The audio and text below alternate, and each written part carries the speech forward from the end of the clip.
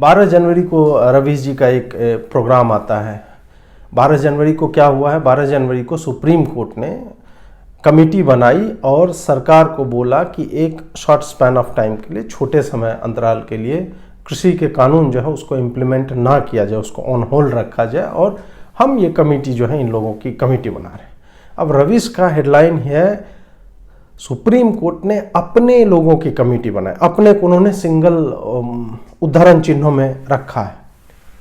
अब आप सोचिए कि ये किस तरह का, एक तरह से सुप्रीम कोर्ट के ऊपर सवाल उठाने जैसा है। और वो आगे बात करते हैं कि उसमें जो 4 लोग हैं वो एक और पोस्ट उन्होंने लिखा है जनवरी 12 को ही कि ये कमेटी के सदस्यों के नाम कहाँ से आए ये बताना चाहिए और सुप्रीम कोर्ट को मतलब ये समझना चाहिए कि जनता ने जान लिया है कि आपने जिन जिन लोगों का कमेटी में नाम रखा है वो लोग कौन है, कहाँ से आए, उनकी विचारधारा क्या है, इस तरह की बातें। और आपके बारे में जनता जो है जानती है कि आप किस तरह से चुन रहे हैं। अगर आपसे ये अनजाने में गलती हुई है तो आपको ये कमेटी भंग करके नई कमेटी बनानी चाहिए। अब देखते जाइए ये क्या क्या करते हैं। पहले ही रवीश चाहता है कि इस तरह की जितनी व्यवस्थाएं हैं, जब लॉ एंड ऑर्डर का एक इशू हो जाता है, किसान आंदोलन हो रहा, मान लेते हैं किसानों का ही आंदोलन हो रहा, सुप्रीम कोर्ट ने भी जिस बात को माना कि सरकार ने कुछ कानून बनाया उसके कारण आंदोलन हो रहा है तो उसको सॉल्व करना चाहिए। और कमेटी क्यों बना रही सुप्रीम कोर्ट? सुप्रीम कोर्ट का लॉजिक है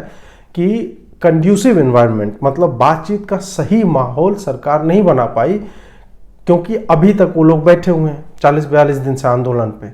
तो हम क्या करते हैं कि कानूनों को कुछ दिन के लिए सस्पेंड करते हैं और उसके बाद माहौल बनेगा और कमेटी के पास वो लोग आए अगर वो सरकार के पास नहीं जाना चाहते हैं, और कमेटी जो है सुप्रीम कोर्ट अपॉइंट करेगी। ठीक, ये रूल जब बना दिया गया तो जिस दिन ये 2 दिन में ऑर्डर आया, 11 को बहस हुई है, 12 को भी थोड़ी बहस हुई, लेकिन 11 को सुप्रीम कोर्ट ने अपनी मंशा जाहिर कर दी थी कि हम जो है कमेटी बनाएंगे ही और रोक लगेगी ही आपके कानूनों पे। सरकार ने इसका खूब विरोध किया था। तो उसी शाम किसान संगठनों ने कह दिया कि हमें सुप्रीम कोर्ट कुछ भी करे हम मानेंगे ही नहीं, क्योंकि सुप्रीम कोर्ट का अधिकार क्षेत्र है ही नहीं कि वो लॉ को लागू करे, ना लागू करे, डिसमिस कर दे, वो उनका अधिकार क्षेत्र नहीं है, तो हम नहीं मानने वाले। तो किसानों का तो रवैया पहले से ही जाहिर था। अब रवीश क्या करता है कि रवीश सुप्रीम कोर्ट को तभी मानता है कि हाँ, उनके मतलब का जब वर्डिक्ट आएगा तब कहेंगे हाँ लोकतंत्र की रक्षा होगी, ये मतलब कोई स्तंभ अभी जिंदा है। और अब सुप्रीम कोर्ट ने जब कमेटी बनाई है और किसानों ने कमेटी को ही नकार दिया गया है, तो उस पर भी मैं आगे चर्चा करूंगा क्यों नकारा है। तब रवीश जो है उस पूरी कमेटी को और शायद सुप्रीम कोर्ट की को ही डीलेजिटिमाइट कर रहे हैं, उसको उठल्लू बना रहे हैं कि सुप्रीम कोर्ट को कुछ समझ में नहीं आता है। उन्होंने जिन लोगों को रखा है वो तो एक ही विचारधारा के, उन्होंने पहले जो है सरकार के समर्थन में लेख लिखे हैं, इस तरह की बातें। वो रवीश ने गिना है कि किसने कितने लेख लिखे, किसने कहाँ पे क्या लिखा, इस तरह की बातें हुई। अदालत को सोशल मीडिया का संज्ञान लेना चाहिए, इस तरह की बातें रवीश ने, मतलब रवीश जो है अब कह रहे हैं कि अदालत को ये सोचना चाहिए कि सोशल मीडिया पे किस तरह के सेंटिमेंट्स हैं। और सोशल मीडिया से रवीश जब सोशल मीडिया की बात कर रहे हैं तो रवीश का मतलब सोशल मीडिया का एक हिस्सा, क्योंकि सोशल मीडिया पे अगर किसान आंदोलन को अगर सहमति मिलती या असहमति मिलती, दोनों अगर देखा जाए, तो ऐसा तो है नहीं कि सिर्फ सपोर्ट ही मिल रहा है, उसको अपोजिशन नहीं मिल रहा, और अपोजिशन वाले मेरे हिसाब से ज़्यादा हैं। तो सुप्रीम कोर्ट किन किन बातों का संज्ञान ले? सुप्रीम कोर्ट मतलब रवीश को शायद उस कमेटी में होना चाहिए, या उन गुंडे वकीलों को होना चाहिए जो हमेशा 2 बजे रात में जो है आतंकवादियों के लिए कोर्ट का दरवाज़ा खुलवाते हैं, इन लोगों को कमेटी में होना चाहिए था। शायद रवीश ऐसा कहना चाह रहे हैं। अब रवीश इसी में मतलब जो बातें कहते हैं कमेटी को डिस्मिस करने की, सबसे पहली बात है कमेटी बनी क्यों है। कमेटी उन लोगों के विचारों को और सरकार के विचारों को सुनने के लिए, और उसके बाद, क्योंकि ये कमेटी जब बनती है उसका मिनट टू मिनट जो है रिकॉर्ड होता है कि क्या क्या बोला गया, किसने क्या बोला, कब क्या बोला, वो रिकॉर्ड होता रहता है और वो पब्लिक रिकॉर्ड में जाएगा।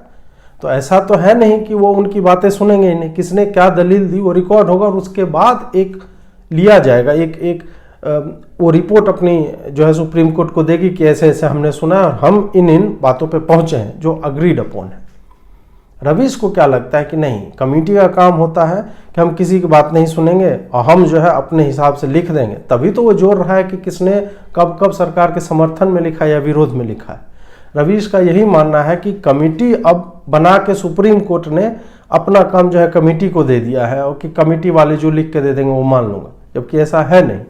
और ये एक तरह से बरगलाने का तरीका है, क्योंकि रवीश भी जानता है कि किसानों ने इस कमेटी को क्यों नकार दिया। किसानों ने कमेटी ही नहीं, हर चीज़ को नकारा है। 8 या 9 बार शायद बातचीत हो चुकी है और एक भी बार बात बनी नहीं, क्योंकि वो कह रहे हैं कि रिपील करो कानून को। और कानून को रिपील करने की बात वही करते हैं जिन्होंने कानून नहीं पढ़ा है, क्योंकि कानून को जो ही आप पढ़ेंगे तो आपको ये पता चलेगा कि मुझे पॉइंट नंबर 2 से समस्या है, 7 से समस्या है, 9 से समस्या है, तो मैं बोलूँगा कि पॉइंट 2, 7 और 9 से मुझे समस्या है, इसको हटाओ और इसलिए समस्या है। जब आप पूरे कानून को ही हटाने की बात कर रहे हैं, इसका मतलब है कि आपने पढ़ा नहीं। आपके पास क्या होगा जब आप इस कमेटी के पास जाएंगे तो क्या बोलेंगे उनको कि एमएसपी की व्यवस्था जो हटा दी गई, हम डरे हुए हैं, एमएसपी की व्यवस्था हटी नहीं। आप कह रहे हैं कि सरकारी मंडियां बंद हो जाएंगी, जबकि ऐसा नहीं, सरकारी मंडियां खुली रहेंगी। ऐसी कोई व्यवस्था नहीं है कि सरकारी मंडियों को बंद कर दिया जाए। तो तुम्हारी लड़ाई है किस बात को लेके, और तुम उस बात को एस्टैब्लिश कर नहीं पाओगे, वहां बोल नहीं पाओगे, इसलिए तुम एक्सपोज हो जाओगे। इसीलिए तुम कमेटी को 11 तारीख को भी नकार रहे थे, 12 को भी नकार रहे थे। अब